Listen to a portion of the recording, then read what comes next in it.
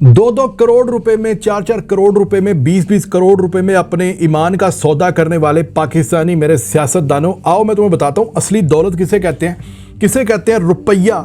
जो आप सोच भी ना सको इतना रुपया, 10.4 अरब डॉलर।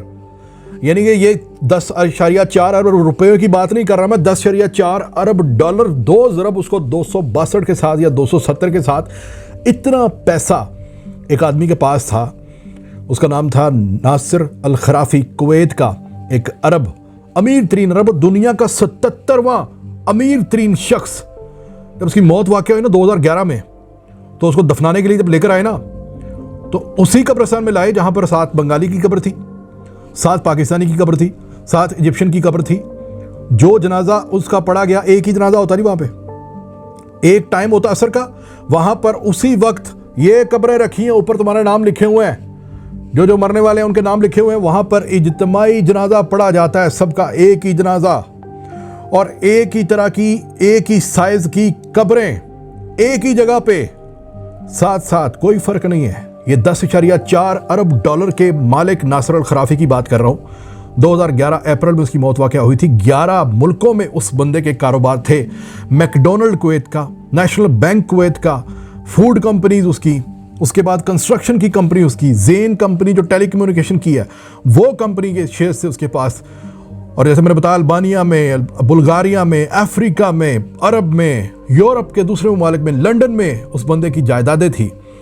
लेकिन जब फौत हुआ है ना, कोई मकबरा नहीं बना, कोई प्रोटोकॉल कोई नहीं है, कोई प्रोटोकॉल कोई नहीं है। वो बिजनेस टाइकन था, तो उसके पीछे वो लोग आए होंगे जो बिजनेस करते हैं उसके साथ, इसी फैमिली के, चूंकि बड़ी फैमिली है खराफी, तो उसके लोग आए होंगे। लेकिन साथ लेकर क्या गया, ये मेरा मुद्दा है।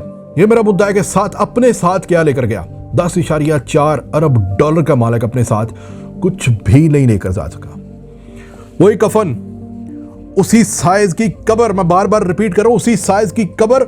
और ये नहीं कि खराफी साहब हैं तो चले अलग जरा थोड़ी सी बड़ी करके एक साइड पे कब्र दे दें ना, सरकार उसी सीरियल नंबर पे चलना पड़ेगा। कुवैत में सीरियल नंबर इशू होता है। कोई पाकिस्तानी मर गया अगर और वहाँ पे दफनाना पड़ गया, या बंगाली मर गया वहाँ पे दफनाना पड़ गया, कोई इजिप्शियन मर गया वहाँ पर दफनाना पड़ गया, तो गवर्नमेंट जो है वो वहाँ पर एक नंबर अलॉट करती है, ये आपकी कब्र का नंबर है, कोई तख्तियाँ भी नहीं है। तुम लोग क्या कर लोगे? ये जो 25 करोड़, 30 करोड़, 50 करोड़, ये जो जरदारी साहब पैसे लेकर जाके बंदे खरीदते हैं, ईमान खरीदते हैं, ईमान बेचने वालों से मेरा सवाल है कि तुम लोग क्या कर लोगे उस पैसे का? बताओ मुझे।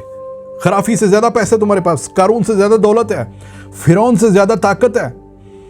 सबका हाल मेरे अल्लाह ने वो किया कि नस्लें याद करेंगी, क़यामत तक लोग याद करेंगे। ये खराफी के मरने को 11 साल होने वाले हैं, 12 साल हो गए। बल्कि आज भी हम जब पढ़ते हैं तो हम कहते हैं हाँ भाई, दुनिया का 77वां अमीर तरीन शख्स जब फौत हुआ तो उसके पल्ले भी कुछ नहीं था, खाली कफन, जेबें कोई नहीं, अकाउंट कोई नहीं, कोई ट्रांसफर नहीं होगा यहां से वहां पैसा। जो पैसा था वो तुम्हारे भाइयों में, तुम्हारे बच्चों में बांटा जाएगा। यह है दुनिया की हकीकत। और तुम लोग 25 करोड़ के लिए, 30 करोड़ के लिए, दुनिया की चंद टके की सांसों के लिए, जो इम्तिहान का वक्त है, जो तुम्हारे इम्तिहान का वक्त था कि तुम हक के साथ खड़े होते हो कि नहीं, ये दौलत के मुकाबले में क्या तुम ईमान को बेचते हो कि नहीं, तुमने बेच दिया। तो मेरा सवाल सिर्फ ये है, वही बात, अगर खराफी अपनी सांस नहीं ले सका, एक एक्स्ट्रा सांस नहीं खरीद सका उस दौलत से, इजिप्ट के अल कायरो में, अल काहिरा सुना होगा आपने, अल काहिरा के एक होटल में था वो, जिस वक्त अल्लाह पाक ने उसकी सांसें बंद की हैं, उसको हार्ट अटैक हुआ था। 10.4 अरब डॉलर, 1 अरब डॉलर के लिए एड़ियां रगड़ रहे हैं हम पाकिस्तानी। 1 अरब डॉलर के लिए IMF से शर्तें मान रहे हैं, गरीब आदमी का सत्यानाश कर रहे हैं। पेट्रोल हम उसको सोने के भाव बेचने पर मजबूर है क्योंकि हमने पैसे लेने हैं, 1 बिलियन डॉलर। और वो अकेला शख्स 10.4 बिलियन डॉलर का मालिक होकर भी सरकार, ये उसका अंजाम। बल्कि जितने भी दुनिया में ताकतवर लोग हैं, जितने भी अमीर तरीन लोग हैं, जब उनका आखिरी वक्त आता है तो मैं यही कह रहा हूं, कफन की कोई जेबें नहीं होती सरकार। ये पैसा यहीं रह जाना है, भले वो रिश्वत का हो, लेकिन इम्तिहान बड़ा कड़ा है, तगड़ा इम्तिहान है, एक एक पैसे का, एक एक पाई का। और जो तुम डॉलरों में लेते हो वो डॉलरों में इम्तिहान है। खाओ इस मुल्क का, इस अवाम का हक खाओ, और तुम्हारे बच्चे खाएं, तुम्हारी नस्लें खाएं। जिस तरह से एक नेकी तुम करते हो तो उसका सवाब तुम्हारे वालिदैन को मिलता है ना। अल्लाह का निज़ाम तो बड़ा सीधा सीधा, कानून बड़ा सीधा सीधा, कि जो पैसा हराम का तुम्हारी औलादों के पास छोड़कर जाओगे, जब वो भी वो इस्तेमाल करेंगे, हराम करेंगे, तो वो उसका सवाब, समझ रहे हो, सवाब तुम्हारे खाते में आने वाला है। पाकिस्तान जिंदाबाद जी।